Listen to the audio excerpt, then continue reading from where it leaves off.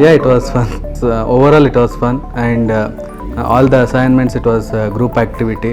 Yeah, everyone has to share their own ideology behind it, and everyone has gained at that moment. Everyone has gained some of the knowledge, and we have given chance to apply the knowledge we have gained here.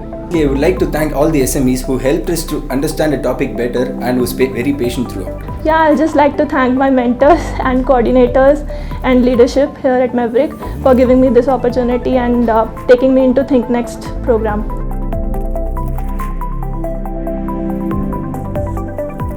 Yes, definitely. We were told that Think Next is basically a hire and nurture and then a deployment model. So after I was hired, whatever the training happened, so it was a way in par with the other set of trainings or the other set of curriculums which the industry has today. So definitely it has helped me a lot.